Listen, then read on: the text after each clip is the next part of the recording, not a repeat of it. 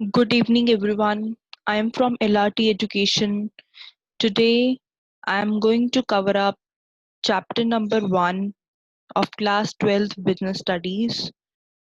This is second lecture, and now I am going to share my notes with you.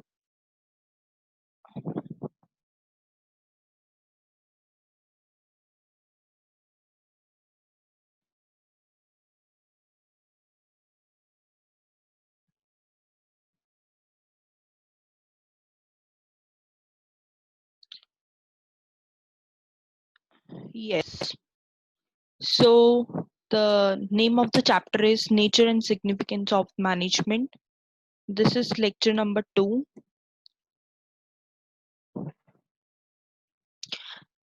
So I have finished up till efficiency and uh, effectiveness, but today I am going to revise all that topics again in brief. So let's start. I have already told you about management, but yes, I am again telling you management is management is the process of getting things done through others with the aim of achieving goals effectively and efficiently, and the organization and coordination of different activities of the business in order to achieve organization goals and objective. It is the organization and coordination of different activities of the business in order to achieve organization goals and objectives. I'm repeating this line 2 times because ये क्या होता है, ये organisation का और coordination है different activities का business में, ताकि जो ऑर्गेनाइजेशन के गोल्स हैं, ऑब्जेक्टिव्स हैं, वो अचीव हो पाएं. Coordination, as I told you, is needed and is essential at every level. So it has contained different intellectual activity which we have discussed earlier, like planning, organizing, directing, controlling, and staffing. So let's again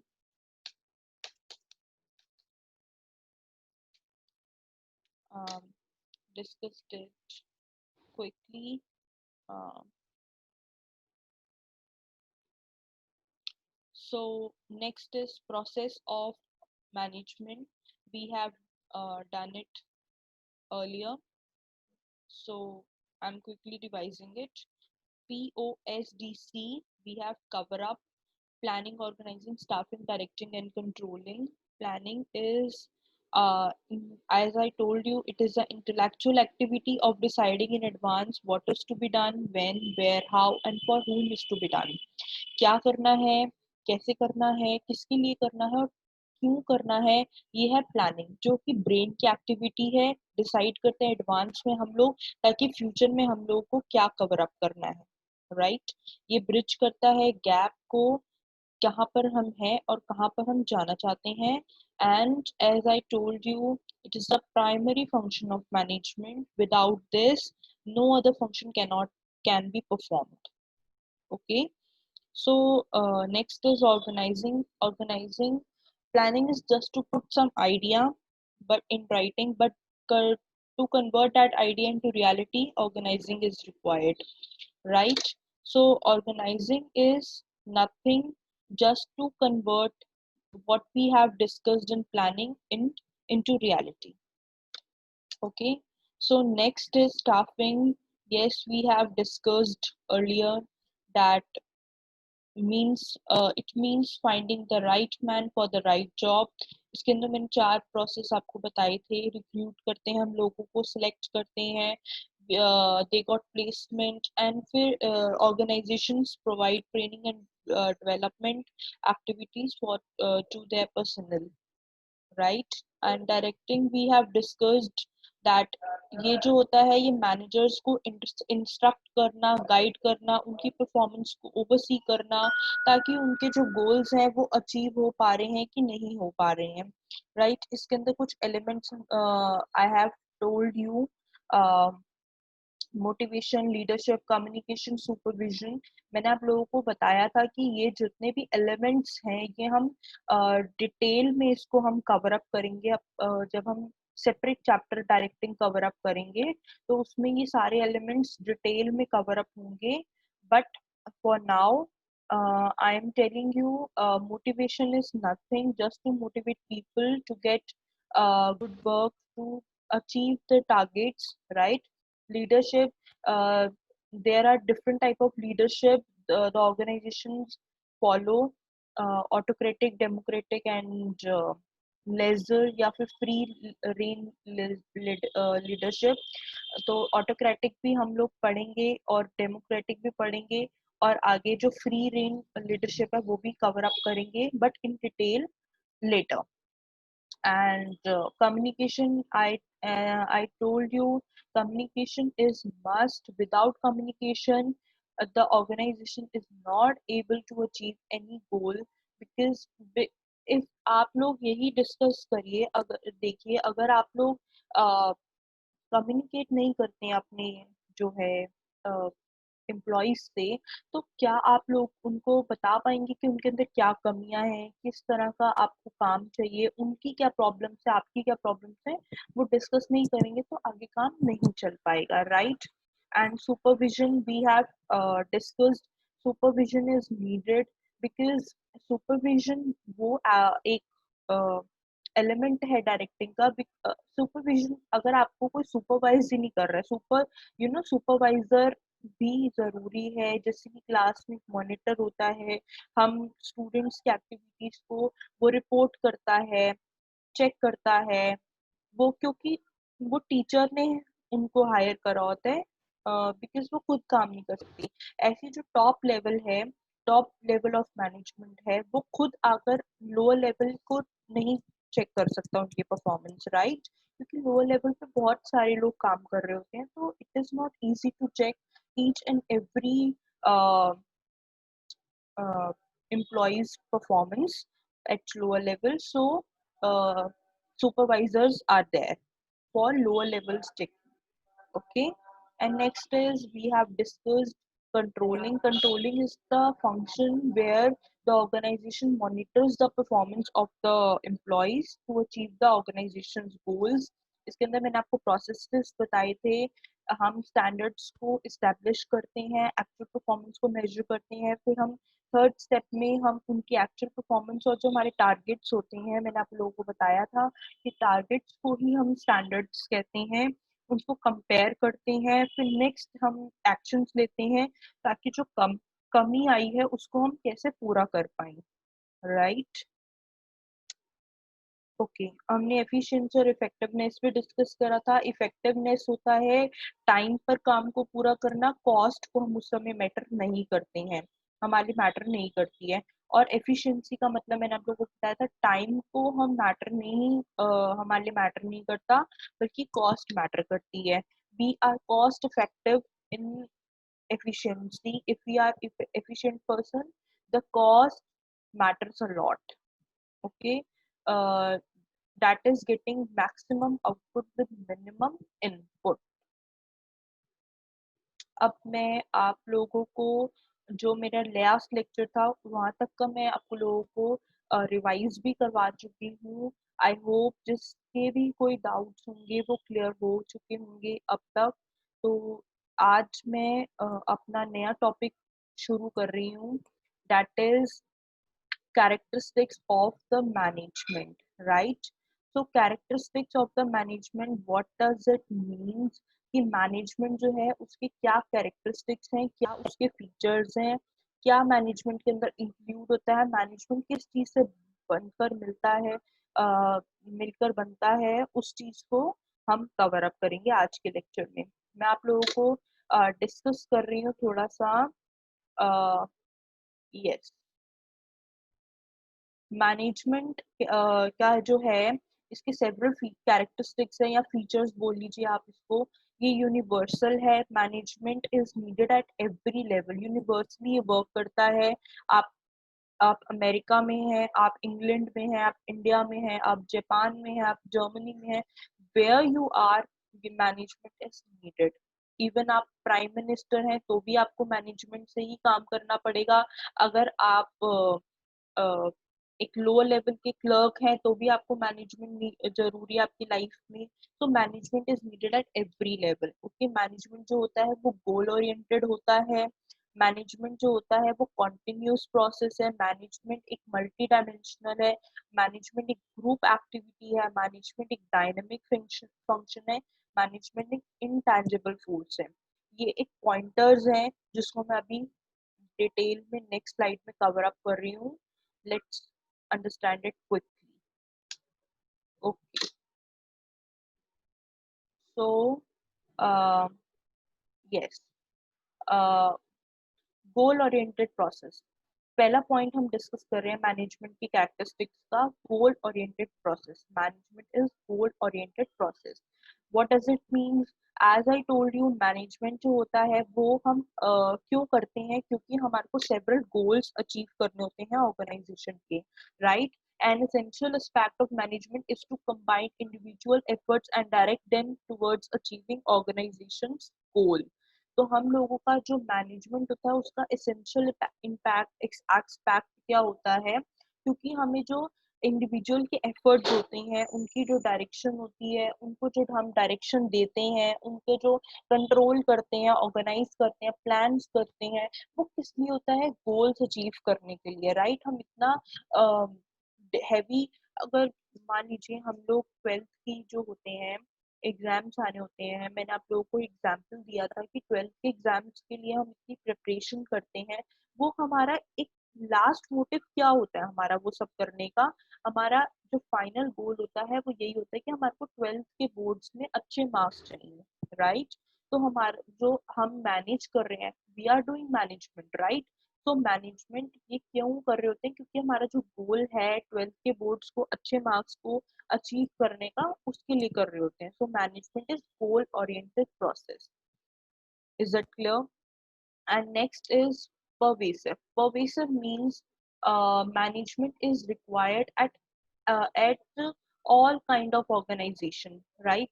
Management is very important and very crucial and very it has very significance in the life of the organization, right? Management जो होता है उसके वो हर तरह के organisation में जरूरी है, whether it is social, whether it is economic, whether it is political.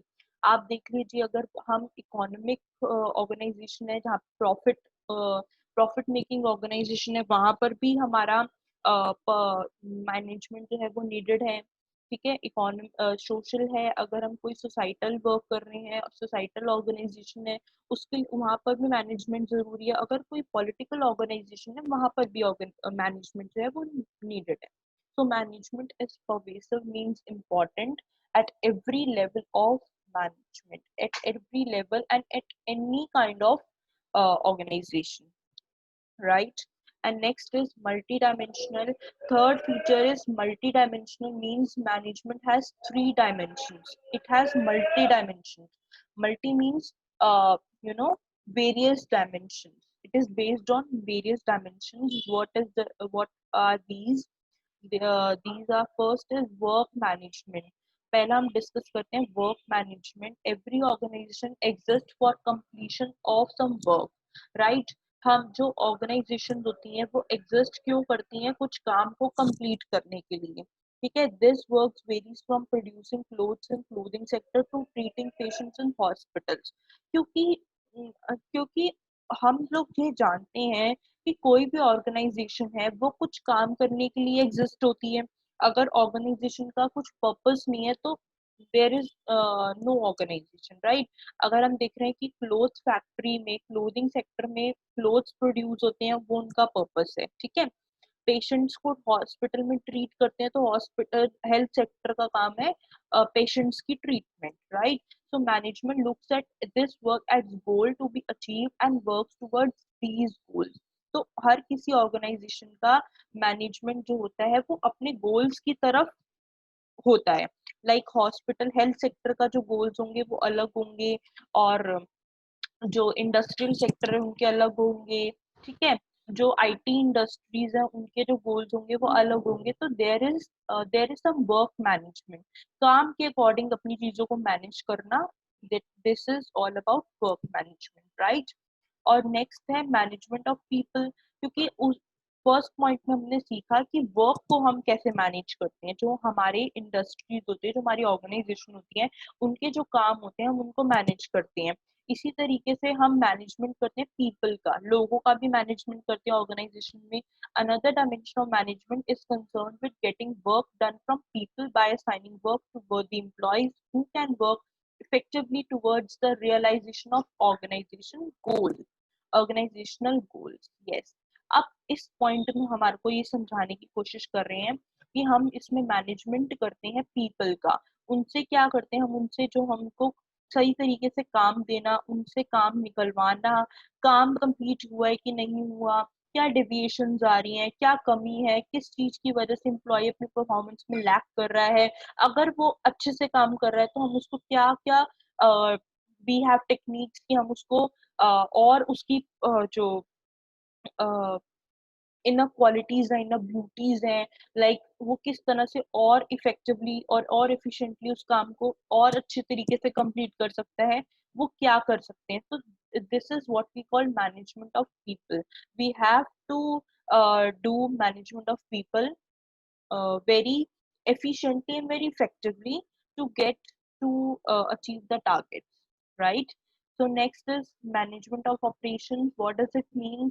As every organization aims at completion of work, they also have a particular product or service to provide with respect to their domain of operation. Yes, अब जो point है ये बहुत simple point है कि management of operation, जो हर कोई organisation होती है उनका काम जो होता है वो कंप्लीशन होता है अपने काम का। हर ऑर्गेनाइजेशन का जो टारगेट होता है, सेट असाइंड जो टारगेट है, उसको उसको कंप्लीट करने के लिए वो काम कर रहे हैं, राइट। तो उनके जो ऑपरेशन है, जो उनकी प्रोडक्ट्स हैं, जो उनकी सर्विसेज हैं, उसको भी किस तरीके से हम यूटिलाइज कर रहे हैं, उनको भी किसी तरीके से हम उनका एफिशिएंट यूटिलाइजेशन हमारा रिसोर्सेस का और है, we have to look on that, and we have to see that aspect also. So this is all about multi-dimensional. um, okay, so yes, next is continuous process. As I told you, इसको मैं ऐसे ही explain करना चाहूंगी कि continuous कैसे है management. देखिए, अगर हम एक प्लान बनाते हैं, फिर हम उसको ऑर्गेनाइज करते हैं, मैंने आपको बताया था प्लानिंग हम करते हैं, उसके बाद उस प्लान को रियलिटी में कन्वर्ट करना ही ऑर्गेनाइजिंग है। फिर ऑर्गेनाइजिंग के बाद हम स्टाफिंग करते हैं, फिर हम डायरेक्शन देते हैं उनको, जो अपने हायर्ड पीपल हैं, फिर हम उनको कंट्रोल करते हैं, उनकी परफॉर्मेंस को इवेल्युएट करते हैं। मान लीजिए अब जो हमारा ऑर्गेनाइजेशन है उसके अंदर एक प्रोजेक्ट पे काम हो रहा है, फिर हम उसके लिए हम पहले सोचा, फिर ऑर्गेनाइज करा, फिर स्टाफिंग करा, फिर डायरेक्टिंग, फिर कंट्रोलिंग। जब वो एक प्लान कंप्लीट हो जाएगा तो हम नेक्स्ट प्लान के लिए भी तो यही सब करेंगे, राइट। सो हर प्रोजेक्ट के लिए, हर हर परफॉर्मेंस को कंप्लीट करने के लिए हम यही फंक्शंस दोबारा दोबारा दोबारा करते रहते हैं। सो it is a continuous process, yes, because it exists, and it goes un unidentified, un we can't count and we can't imagine कि ये कहाँ तक हम इसको रोक सकेंगे। It is dynamic and it is very continuous. We can't stop. Okay, we have to think, we have to organize, we have to staff, we have to do hiring, we have to direct people, we have to control people, and it goes around, right? Next is group activity. Yes, management is group activity. As I told you, group में अगर हम अगर हम सोचेंगे हम अकेले कोई भी टारगेट्स को अचीव कर लेंगे, ऐसा पॉसिबल नहीं है। आप देखिए, आप लोग अपनी 12th की स्टडीज कर रहे हैं, आप लोगों को ये भी एक ग्रुप एक्टिविटी है। आप लोग अपनी टीचर्स की हेल्प ले रहे हैं, आप लोग अपने पेरेंट्स की हेल्प ले रहे हैं, they are your seniors are supporting you, your teachers are supporting you, you are getting help from your friends. So this is all about group activity, right? So to achieve certain targets, we have to make groups, we have to take help from them. So we can't do, if we want to become efficient as well as effective, we need help from people to achieve our targets. Okay so this is group activity. फिर भी मैं आपको समझाने के लिए एक बार read कर देती हूँ। An organization consist of number of individuals having different reasons and purpose to join. Of course individuals के अपने अपने रीजंस होते हैं, अपने अपने पर्पसेस होते हैं ऑर्गेनाइजेशन को ज्वाइन करने के लिए। Some people joins organization to get good salary, and some people join to get practical knowledge and to for their career aspects and career development, right? Again, these individuals differ based on their needs and behavior, and however it is important to realize that these diverse individuals work together towards the achievement of the organizational goals. Management diverts the individual efforts towards the right direction. Further effective management enables all the individuals to grow and develop as their needs and opportunities changes. Okay. Yes, ये बहुत सही बात कह रहे हैं कि जो management होता है, ऑर्गेनाइजेशन होती है, वहाँ पे जो हम मैनेजमेंट करते हैं वो इंडिविजुअली हम काम नहीं कर सकते। अगर हम लोग सोचेंगे कि हमारे को हम तो खुद ही सब कुछ कर सकते हैं, हम तो खुद ही राजा हैं, हम खुद ही बॉस हैं, तो ऐसा नहीं चलता है। वी नीड हेल्प, और हम किसी की गाइडेंस के बिना, आप लोग पहली दफा एक ऑर्गेनाइजेशन ज्वाइन करते हैं, क्या आपको पहली दफा ही सारे काम करने आ जाते हैं? नहीं। तो you need help. Dynamic function है, नेक्स्ट पॉइंट है dynamic function characteristic. An organization has to adapt to the environment in order to succeed. Thus management is dynamic in nature and adapts to the ever changing social, economic and political conditions. yes management जो है वो एक dynamic function है। ये environment में जो changes हो रहे होते हैं उसको अडेप्ट करता है, उसी के अकॉर्डिंग चेंज करता है अपने आप को। आज देखिए, आज हमारा मैनेजमेंट जो है ऑर्गेनाइजेशन में वो ये चल रहा है कि हमें 50% हायरिंग करनी है आउटसाइडर्स की, 30% करनी है अपने रेफरल्स की, और 20% कुछ कैंपस रिक्रूटमेंट्स या फिर कुछ इस तरह का करना है। अब हमारे जो मार्केट है, मार्केट सिनेरियो में कुछ चेंजेस आ रहे हैं, कुछ हमारा जो एचआर पॉलिसीज हैं, जो हमारी एचआर की हैं वो चेंज हो रही हैं, तो मैनेजमेंट वर्क्स अकॉर्डिंगली। ओके। जो एनवायरनमेंट में चेंजेस आते हैं उसको वो अडॉप्ट करता है और उसी अकॉर्डिंग अपने जो है प्लान्स को फिर से इम्प्रूव करता है और फिर से सारे फंक्शंस परफॉर्म करता है। so this is all about characteristics of management. Okay. Next is objectives. Okay, this is the last topic for today's lecture. Yes, objectives of management. So yes, what are these? Objectives of management includes three objectives: organizational, social and personal. Okay, so organizational objectives क्या होते हैं? Can be divided into several, can be divided into survival, earning enough revenues to cover cost, profit, growth. Yes, of course, जो organisation objective होता है, organisational objective है, उसके अंदर हमारे 3 पार्ट्स जो होते हैं वो कवर अप होते हैं। हमारा सर्वाइवल, प्रॉफिट और ग्रोथ। ठीक है। तो आप देखिए कि अगर हमारा वहां पर ऑर्गेनाइजेशन के ऑब्जेक्टिव्स क्या है, अगर हम ऑर्गेनाइजेशन के पर्पस से देखें तो हम मैनेजमेंट क्यों करते हैं? ताकि हम सर्वाइवल कर पाए। ऑर्गेनाइजेशन का ऑब्जेक्टिव क्या होता है? ताकि वो सरवाइव कर पाए। अगर वो एक सिस्टमैटिक प्लान्स नहीं डेवलप करेगी, सिस्टमैटिक तरीके से अपने कामों को नहीं पूरा करेगी, ऑर्गेनाइज नहीं करेगी, स्टाफ गलत लोगों को, स्टाफ अपना गलत रख लेगी ऑर्गेनाइजेशन, ठीक है, डायरेक्शन उनके ऑफिस में गलत हो रही है, कंट्रोल नहीं रखा जा रहा, तो वो सरवाइव कर पाएगी? क्योंकि वो organization will not able to earn profits. Okay. और and business can not run for a long term. हम लोग ये जानते हैं कि अगर कोई ऑर्गेनाइजेशन लॉन्ग टर्म के लिए मार्केट में नहीं उतरती है तो वो कभी भी जो है वो प्रॉफिट अर्न नहीं कर पाती है। ठीक है। और नेक्स्ट ऑर्गेनाइजेशन का ऑब्जेक्टिव क्या होता है वो हमें पता ही है, profit, because it plays an important role in facing businesses risk and successful running of business activities।